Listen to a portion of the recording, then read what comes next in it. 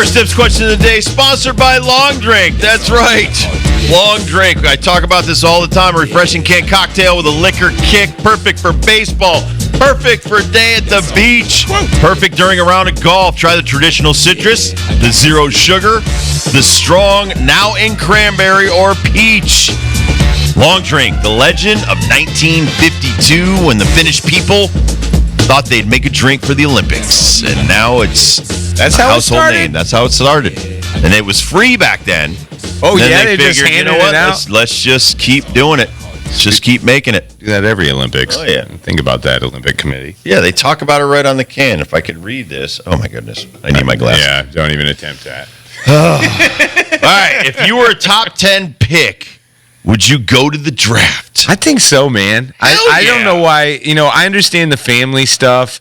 I guess I understand the product placement stuff that's going on with all these NIL bros. That's nuts. I would just I don't know. I was thinking do I show up as a Farmer Brown style to, show off my Indiana roots? And then I was like, man, my mom would really get upset by that. If I showed up in a flannel and jeans, she'd be like, Ben, why'd you do that? So then I was thinking, how about a flannel suit? She would hate that. Oh, dude. So Randy Myers, one year, we were at Reds Fest. It was the Reds Hall of Fame. I think Chris Sabo was going in. I think Tom Browning. He showed up in a camo outfit. And it's kind of like Adam Giardino does that every year. Yeah, he shows up for the company party. That's different a thing. Christmas themed thing. Hey, this NFL draft, though, man. Let's just for Randy, he knew his audience. I mean, there's nothing but camo that's running Midwest. around Southern Ohio. Yeah, Ohio, Kentucky, Indiana people. Now I'm trying to represent my people, but still represent in a way where if I go out there like a hillbilly, I don't know if that's going to play that well. Really a hillbilly, though? Oh, big time. I come from a long line of hillbillies. Yep. Wear what the moonshine people are wearing. Oh, yeah. Ripped pants at the bottom, and high top work boots. Great uncle Odell Darnell became one of the famous dentists out there that's helping my hillbilly friend's tooth. Get it? Kurt got it. I used to make that awful joke. So I got in more trouble on the Dan Patrick Show because I said that.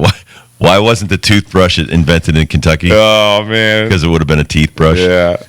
They had one tooth. I know. And it didn't go over. So there's certain jokes that you can make that don't go over. I was thinking either Rat Pack style, just black suit, solid tie, basic, or I like how you do it every now and then. Johnny Cash, all black, dude, man. all black. So, honestly, for years when I was playing, I would get on flights, get on the bus, and I'd be all black. Sometimes I had a black suit jacket. Yeah.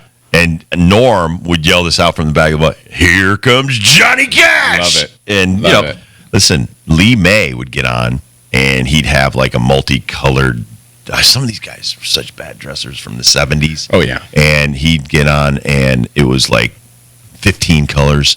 And they'd start whistling Green Acres. Green Acres is and let me tell you, so Lee was a proud African-American older gentleman, and he'd be like, "I'll fight anybody right now." I mean, why? It's you get mad at he'd that? Get mad at that. Aww. But he was the sweetest guy. But the coaches were only making about $40,000 a year. I still think they're not making that much money. And so, the guy's not going to go out and buy a $2,000 suit, like Eric Davis or some of these other guys that had leather outfits on from North Beach Leather. Love it. It's it's a bargain if it's got more colors in it, So back in the 70s especially. Yeah. Ken Griffey Sr., he would show up. He had a maroon outfit that was from the 70s, and it had brass buttons.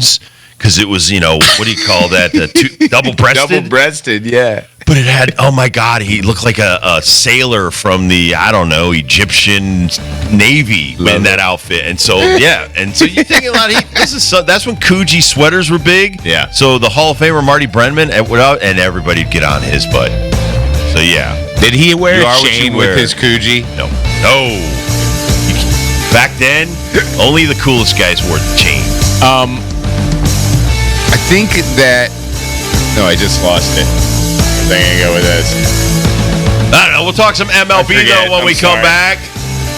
How are the Red Sox doing? How are the Mets doing? How's Juan Soto not hitting, helping them? Kicking butt. They are kicking butt and taking names. Rob Dibble Show with Ben Darnell on your afternoon drive. We'll be right back.